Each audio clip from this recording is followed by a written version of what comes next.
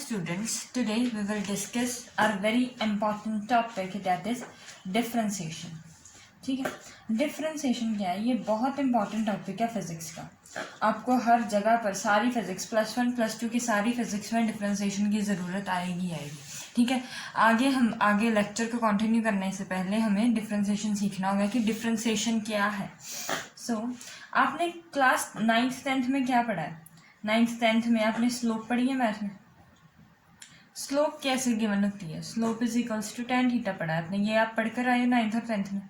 क्या होता है कि अगर आपके पास ये ग्राफ है, ऐसा कोई ग्राफ है, ठीक है, ये इसकी आपने स्लोप निकालनी है. ये पॉइंट है x1 y1 और ये पॉइंट है x2 y2 और ये जो एंगल है वो थीटा एंगल है. ठीक है, आपको ये बातें तो मालूम ही, आप 9th 10th में पढ़कर आए. और हमने एक सीखा था 9th और 10th में मैथ्स में फॉर्मूला कि slope is equals to tan theta. और उसके साथ हमने एक और सीखा था that slope is equals to y2 minus y1 upon x2 minus x1. एक ये फॉर्मूला पढ़ा है और एक ये फॉर्मूला पढ़ा है, ये दोनों पढ़े. और इनसे हम कह सकते हैं कि tan theta is equals to y2 minus y1 upon x2 minus x1. ये बात तो बहुत आसान थी, ये बात तो सबको समझ में आ जानी चाहिए. ठीक है, अब क्या हो रहा है कि tan थीटा क्या है? tan का मीनिंग क्या होता है? टेंजेंट. अब स्लोप निकालते कैसे हैं हम? ये x एक्सिस थी, ये y एक्सिस थी, ठीक है ना. अब स्लोप निकालते कैसे हैं? स्लोप का मीनिंग क्या होता है कि अगर मैं इस पॉइंट पर स्लोप निकाल रही हूँ तो उस पर एक tan थीटा टेंजेंट ड्रॉ कर दूँ उस पर. जब भी किसी भी पॉइंट पर मैंने स्लोप निकालनी, किसी भी पॉइंट का दो लाइंस में जो सेगमेंट बना रहा है उसकी मैंने निकालनी है. जहाँ एक पॉइंट मान लो, किसी भी एक पॉइंट की मैंने स्लोप निकालनी है. वो स्लोप कैसे निकालती हैं? जब उसका ये ड्रॉ कर लेते हैं, टेंजेंट ड्रॉ करते हैं उससे. We draw a tangent passing that line, यही करते हैं. और जो एंगल वो ये वाला बनाता है, ये वाला एंगल हम थीटा कह देते हैं. और यहाँ से आ जाता है कि tan थीटा जो है इसकी स्लोप है. ये बात तो हमें सबको मालूम है, ये तो हमने 9th 10th में पढ़ लिया. अब इसकी अगर बात करें तो ये हर पॉइंट पर tan थीटा सेम देगा और स्लोप भी सेम देगा. लेकिन अगर कुछ ग्राफ ऐसा आ जाए आपके पास, अगर आपका ग्राफ कुछ ऐसा हो तो क्या करोगे आप? अब ये देखो, यहाँ पर अगर आप स्लोप निकालने की कोशिश करोगे, यहाँ पर टेंजेंट ड्रॉ कर लोगे, ये इसकी टेंजेंट होगी. ठीक है, ये एंगल बना दिया θ1 को. यहाँ पर स्लोप निकालने की कोशिश करोगे, यहाँ पर टेंजेंट ड्रॉ कर दोगे, ये आ जाएगा θ2. अगर यहाँ पर ड्रॉ करने की कोशिश करोगे तो ये आएगी टेंजेंट ऐसी कुछ, और ये वाला एंगल θ3 हो जाएगा. अब ध्यान से देखो कि तीनों एंगल डिफरेंट आ रहे हैं. ये θ1 बहुत छोटा था, θ2 बड़ा है, θ3 उससे भी ज़्यादा बड़ा है. ऐसे ही है ना, θ3 is greater than θ2 is greater than θ1. ये अगर थीटा वेरी कर रहा है तो tan थीटा वेरी करेगा. tan थीटा वेरी कर रहा है तो स्लोप वेरी कर रही है. अब हमें अगर फाइंड करनी होगी इसकी स्लोप, तो हम कैसे फाइंड करेंगे, है ना. अब ये तो स्ट्रेट लाइन है ही नहीं कि हमने एक पॉइंट की फाइंड कर लिया सारे पॉइंट की आ जाएगी. ये तो हर एक पॉइंट पर चेंज कर रही है इसकी स्लोप. तो इसकी स्लोप कैसे निकालेंगे? स्लोप निकालने के लिए हमें एक चाहिए होता है ना कि एक ट्राइंगल बन जाए जिससे हम परपेंडिकुलर बाय बेस निकाल कर tan थीटा फिल कर दें. ये परपेंडिकुलर है, ये बेस है, ये हाइपोटेन्यूज. ऐसे ही है ना, जब इसका tan थीटा क्या होगा? Base by perpendicular by hypotenuse. और परपेंडिकुलर क्या था? y2 minus y1 upon x2 minus x1. यही है is equals to perpendicular by base. यही है इसका फॉर्मूला. लेकिन अब जहाँ इस केस में क्या हो रहा है कि सारी के सारे जो पॉइंट्स, जैसे जैसे पॉइंट्स चेंज हो रहे हैं, थीटा चेंज होता जा रहा है, tan थीटा की वैल्यू चेंज हो रही है. अगर tan थीटा की वैल्यू चेंज हो रही है, ट्रायंगल तो बन ही नहीं रहा, टेंजेंट तो किसी पॉइंट पर बन ही नहीं रही, तो हम इसकी स्लोप कैसे फाइंड करेंगे? तो ऐसे ग्राफ्स की स्लोप फाइंड करने के लिए हमारे पास क्या आता है? डिफरेंशिएशन. ठीक है, जिनकी स्लोप हम आसानी से फाइंड नहीं कर सकते, ठीक है, वहां से क्या आता है? हमारे पास डिफरेंशिएशन आता है. अब आप दो केस ले लो, ये ले लो और ये ले लो. इसमें क्या था? ये हमने y1 x1 लेट किया था और ये x2 y2 लेट किया था, यही था. उसके बाद में हमने एक ट्राइंगल ड्रॉ कर लिया यहाँ से परपेंडिकुलर, ये ऐसा, जिसकी वजह से ये क्या हो गया, परपेंडिकुलर हो गया, और ये क्या हो गया, बेस हो गया, और ये एंगल बन गया था थीटा। ठीक है, इस केस में ये तो हमने 9th 10th में सारा कुछ डिटेल में डिस्कस कर कर आए हो आप कि tan थीटा यहाँ से आ जाएगी इसकी स्लोप। इसको ऐसे लिखो, स्लोप क्या होती है, tan थीटा।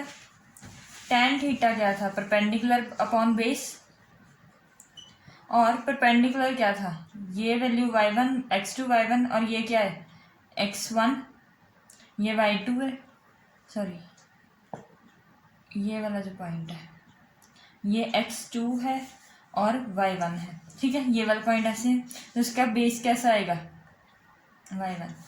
परपेंडिकुलर क्या होगा, y2 माइनस y1, और बेस क्या होगा, x2 माइनस x1।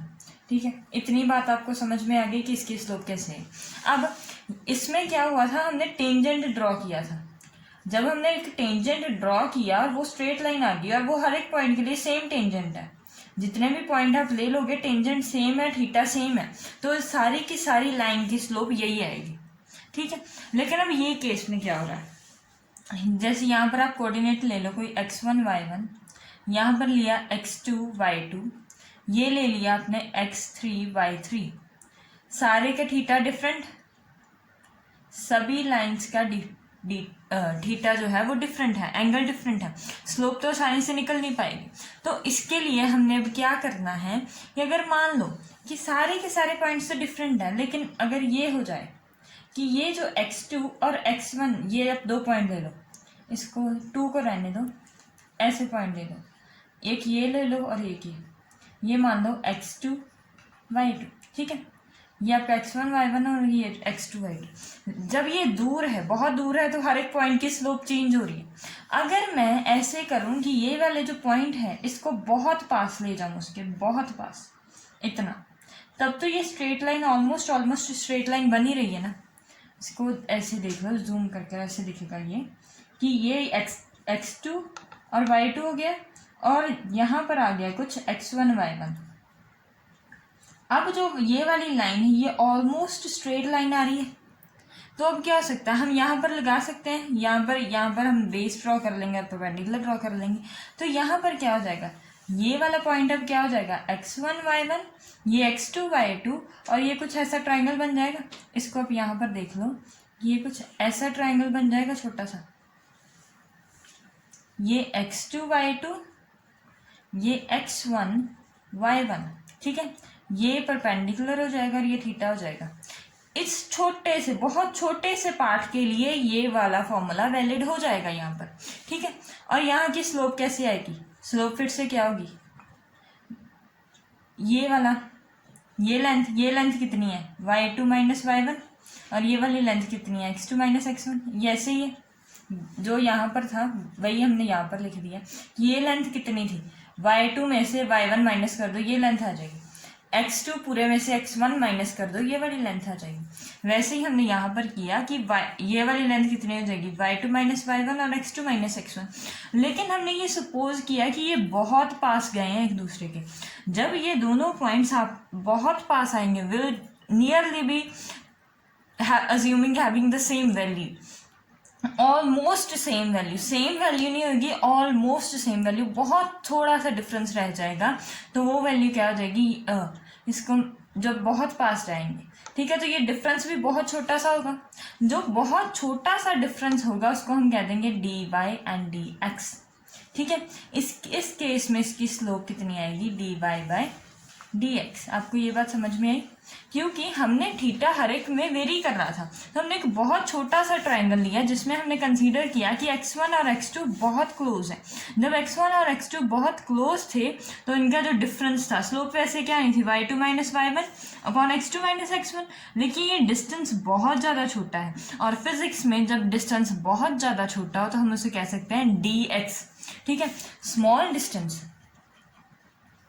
ये बात याद रखना कि जब बहुत छोटा सा डिफरेंस होगा तो वो क्या आएगा, dy dx आ जाएगा। ठीक है, अगर y एक्सिस में है तो y आ जाएगा, अगर z एक्सिस में है तो z आ जाएगा, जब बहुत छोटा सा डिफरेंस हो। तो ये y2 minus y1 upon x2 minus x1 क्या आ गया, dy बाय dx। अब हमने पिछले वाले केस से एक स्टैंडर्ड रिजल्ट ड्राइव कर लिया कि स्लोप क्या है, किसी भी ग्राफ की स्लोप कैसे आएगी, dy बाय dx कर। ठीक है, बहुत जब छोटा सा चेंज होगा। तो यहाँ से हम इसकी नई डेफिनेशन भी दे सकते हैं that it is a ratio of increment of one function to the increment in other function। ठीक है, एक फंक्शन और दूसरे फंक्शन के बीच में जो इंक्रीज हुआ है उसकी जो रेशियो आएगी वो होगी स्लोप, और वो कैसे आएगी dy बाई डी एक्स। अब इसको दूसरा तरीका है इसको बोलने का, हमने तो कह दिया dy बाई डी एक्स और ये रेशियो है कि कितना कोई इंक्रीज करेगा दूसरे के रिस्पेक्ट में, लेकिन इसको एक और तरीके से हम बोल सकते हैं that the rate of change of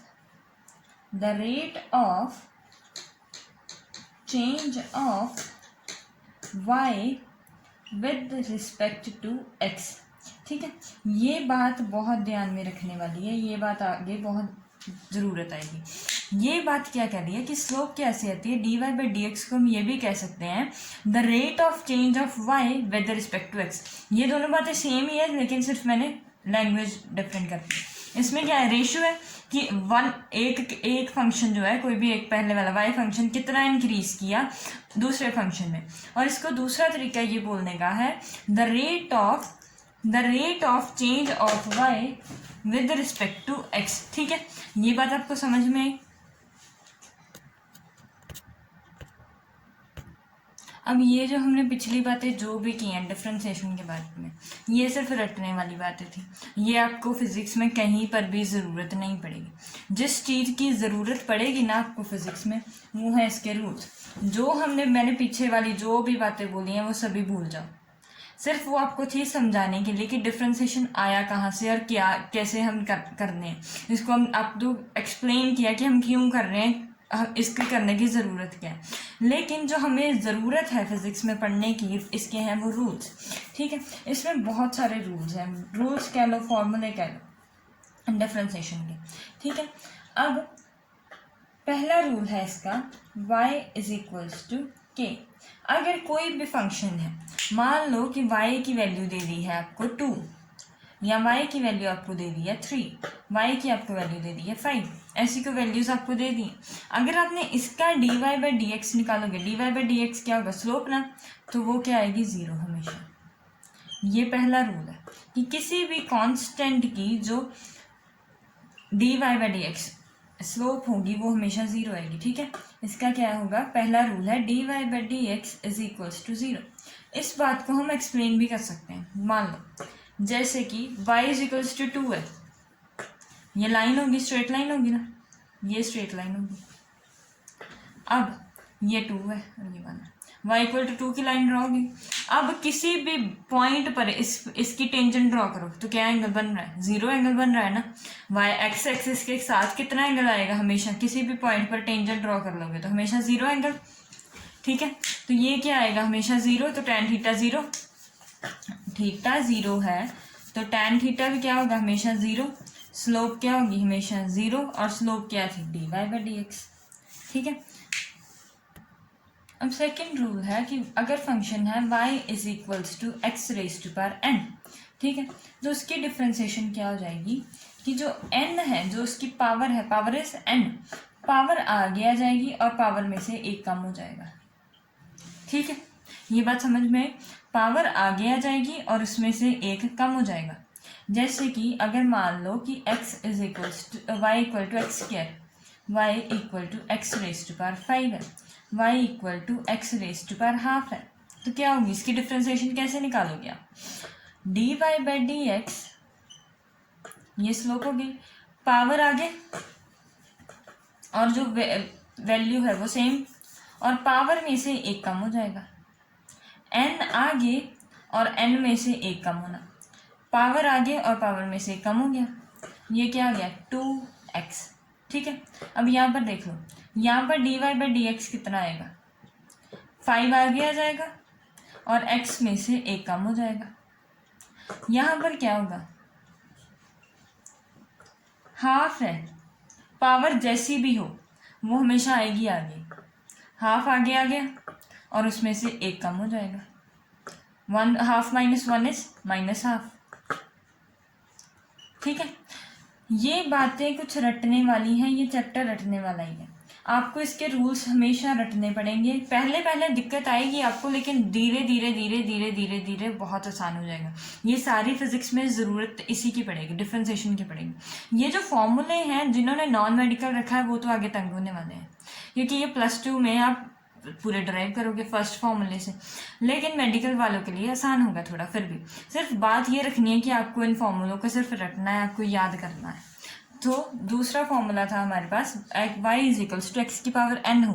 अगर y इक्वल टू एक्स की पावर n है तो उसकी डिफ्रेंसिएशन आ जाएगी n आगे और पावर में से 1 कम। तीसरा फॉर्मूला है इसी के साथ y इक्वल टू, अगर मान लो ये फॉर्मूला नहीं है, वैसे हम बात कर रहे हैं कि एक एग्जांपल ले रहे हैं कि अगर ऐसी लाइन है कोई that y equal to x में है तो इसका क्या है 1 आ जाएगा, इसकी पावर 1 है तो इसका dy/dx कैसे आएगा 1 आगे और पावर में से 1 1 कम। ठीक है, ये आगे की x की power 0 that is 1 into x की पावर 0 डेट इज 1। ये कैसे है कि y equal to x line कौन सी होती है, ये वाली लाइन होती है। अब इसकी हमें पता है कि ये 45 डिग्री एंगल बनाएंगी, ये हमें मालूम है कि y इक्वल टू एक्स है तो 45 डिग्री का एंगल ही बनाएंगे। तो इसकी हमें स्लोप कैसे निकालेंगे, स्लोप क्या होती है tan थीटा। तो tan 45 कितना आया, tan 45 इज ऑलवेज 1। ठीक है, ये बात आप ऐसे प्रूव कर सकते हो कि y इक्वल टू एक्स है तो 1 है उसकी पावर, तो 1 आगे पावर में से 1 कम और ये उसकी स्लोप आ जाएगी। स्लोप हमेशा क्या है, स्लोप का फॉर्मूला है dy/dx। अब आगे कुछ फॉर्मूले हैं। लेट अगर फंक्शन है y इक्वल टू e⁻x तो ये क्या आएगा dy/dx हमेशा इसका सेम रह जाएगा। ठीक है, अब नेक्स्ट फॉर्मूला है कि y equal to log x तो इसका dy/dx आएगा 1/x। सिक्स्थ फॉर्मूला हमारे पास है that y equal to ax तो इसकी डिफ्रेंसिएशन क्या आएगी हमारे पास ax log e वे से। और ये दोनों बिल्कुल सेम है। यहाँ पर क्या हो रखा है कि e a की वैल्यू बराबर हो रखी है। ठीक है, जब आप यहाँ पर यही फॉर्मूला यहाँ पर अप्लाई करो तो ये क्या आएगा dy/dx इसका क्या होगा, ये अगर a है, a की वैल्यू हमें e दी हुई है, e⁻x log e और log e⁻e will be 1 तो ये क्या आएगा ex। ठीक है, अगला फॉर्मूला है हमारे पास seventh formula that y equal to, अगर साइन x गिवन है तो इसकी डिफ्रेंसिएशन आ जाएगी हमारे पास cos x। y equal to cos x तो इसकी differentiation dy/dx will be minus sine x।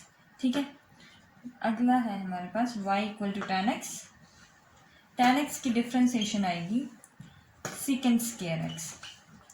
अब साइन और कॉस में हमेशा दिक्कत आएगी बच्चों को। इसको याद करने का तरीका ये है कि साइन जब भी को आएगा ना, जब भी किसी भी फंक्शन के साथ को आ जाएगा तो उसकी डिफ्रेंसिएशन क्या हो जाएगी नेगेटिव। जैसे कॉस आ गया, कोसेकेंट आ गया, कॉट आ गया, तीनों में जो उसकी डिफ्रेंसिएशन आएगी वो नेगेटिव हो जाएगी। ठीक है, अब आगे कुछ और ट्रिग्नोमेट्रिक फंक्शन के हम डिफ्रेंसिएशन देख लेते हैं कि अगर y equal to secant x है तो dy/dx क्या आएगा, इसकी डिफ्रेंसिएशन क्या हो जाएगी secant x into tan x. अगले वाला है y is equals to cosecant x, इसका क्या आएगा dy/dx, को आ गया, को के साथ क्या आएगा हमेशा नेगेटिव साइन, ये बात याद रखना। और इसकी डिफ्रेंसिएशन क्या हो जाएगी cosecant x into cot x. अब लास्ट ट्रिग्नोमेट्रिक फंक्शन है हमारे पास y equal to cot x और इसकी डिफ्रेंसिएशन क्या आ जाएगी हमारे पास माइनस सेकेंड स्क्वायर एक्स। जैसे tan की आई थी हमारे पास सेकेंड स्क्वायर एक्स, कॉट की आ जाएगी कोसेकेंट स्क्वायर एक्स और को के साथ नेगेटिव साइन आ जाएगा। सेकेंड की आई second x into tan X और कोसेकेंट की क्या आ जाएगी नेगेटिव साइन आ जाएगा और उसकी आ जाएगी cosecant x into cot x. ये दोनों सेम है, जिसके साथ को आ जाएगा उसकी वैल्यूज वैसे वैसे चेंज होती जाएंगी। अब हम इस पर कुछ क्वेश्चन डिस्कस करते हैं। ठीक है, चलो पहला क्वेश्चन है हमारे पास, फर्स्ट है y equal to 2x cube. Second है y equal to e x, third है y equal to cosecant x, y equal to tan x, y equal to 3x square, y equal to 2x। ठीक है, अब इसकी हमें सभी की differentiation निकालनी है और कुछ क्वेश्चंस ले लेते हैं कि ताकि आपके कॉन्सेप्ट सारे क्लियर हो जाएं। y equal to sine x, y equal to cos x, equal to secant x, y equal to cot x, y equal to log e x and y equal to 12। ठीक है, इन सभी की हमने निकालनी है डिफ्रेंशिएशन और यहाँ से आपके फॉर्मूलेज और क्लियर हो जाएंगे। जो हमने इस चैप्टर को रटना ही याद नहीं, शुरू में आपको बहुत दिक्कत आएगी, ये बात मैं मानती हूँ, लेकिन धीरे धीरे धीरे धीरे सब कुछ नॉर्मल हो जाएगा। जितनी आप प्रैक्टिस कर सकते हो इसकी कर लेना।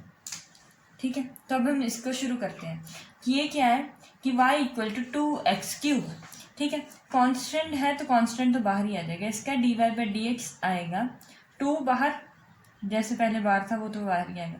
x³ की डिफ्रेंशिएशन करनी है मैंने, क्यूब क्या है उसकी पावर है, पावर ले लिए, पावर आगे और पावर में से एक कम। ठीक है, ये क्या आ जाएगा 2 × 3 = 6 x स्क्वायर, 3 - 1 = 2। ठीक है, इसका dy/dx क्या आएगा, रूल क्या आएगा कि इसमें रूल लगेगा x⁻n वाला। ठीक है, इसमें ये आएगा तो पावर आगे पावर में से एक कम। y equal to e x की डिफ्रेंशिएशन क्या सीखी हमने अभी कि वो उस पर कोई फ़र्क नहीं पड़ता, वो दुनिया का राजा है, महाराजा है, उस पर कोई फ़र्क नहीं पड़ेगा डिफ्रेंशिएशन का। y इक्वल टू कोसेकेंट, इसकी डिफ्रेंशिएशन क्या आएगी, सेकेंड एक्स इंटू, अगर सीकेंड था तो उसकी क्या थी secant x into tan x, cosecant है तो कोसेकेंट की क्या आ जाएगी cosecant x into cot x, और को वाला है तो को वाले के साथ क्या आएगा नेगेटिव आएगा। y equal to tan x, तो इसकी डिफ्रेंशिएशन आ जाएगी secant square x। y equal to 3x, इसकी डिफ्रेंशिएशन a⁻x। इसमें क्या होगा कि जो a⁻x 3x log 3। Next is y equal to 2x, इसकी डिफ्रेंशिएशन होगी 2 वैसे का वैसे ही बाहर, x की पावर 1 है, 1 आगे और पावर में से एक कम, 2x⁻0 दैट इज 2। ठीक है, अब यहाँ पर आओ, y equal to sine x है, इसका dy/dx क्या आएगा cos x, और cos का क्या हो जाएगा sin x, लेकिन cos को आ गया तो को की वजह से आ जाएगा minus second x. Second x का डिफ्रेंशिएशन कोसेकेंड का था, कोसेकेंड इंटू कॉट, और सेकेंड क्या हो जाएगा second x into tan x, और सेकेंड है तो पॉजिटिव ही आएगा। अब आगे कॉट एक्स का क्या हो जाएगा माइनस कोसेकेंड स्क्वायर एक्स, जैसे tan का था सेकेंड स्क्वायर एक्स और कॉट का क्या आ जाएगा कोसेकेंड, और साथ में आ जाएगा माइनस का साइन। आगे dy/dx log का क्या आएगा 1/x, और अगर कांस्टेंट है तो इसकी डिफ्रेंशिएशन क्या हो जाएगी 0। ठीक है, अब ये कुछ फॉर्मूले हैं, यही फॉर्मूले हैं जो आगे कॉम्प्लेक्स होते जाएंगे, लेकिन आपको ज़रूरत इन्हीं फॉर्मूले की है। अब जैसे जो मर्जी हो जाए, जैसे मर्जी कीजिए इनको याद, लेकिन आपको इनको याद करना पड़ेगा। ये जो भी हमने फॉर्मूले पीछे डिस्कस किए हैं, रूल्स जितने भी डिस्कस किए हैं आपको याद वो करने पड़ेंगे। इनके लिए कोई ट्रिक नहीं है, कोई इनका सिंपल वे नहीं है कि आपको कैसे करना पड़ेगा, याद तो करना ही पड़ेगा। अगर आप कहो कि इनको फॉर्मूलों को ड्राइव करो, वो बहुत लंबा चौड़ा झंझट है, वो कभी हो नहीं पाएगा, वो नॉन मेडिकल के स्टूडेंट करेंगे और वो पंगे में फंसेंगे। ठीक है, तो अब आपको क्या करना है कि रूल्स को याद करना है, और हम अब मिलेंगे नेक्स्ट वीडियो में जिस पर हम डिस्कस करेंगे कि इनका अलजेब्रा क्या है। इस फॉर्मूले को तब तक याद कर लो, और हम अब मिलते हैं नेक्स्ट वीडियो में।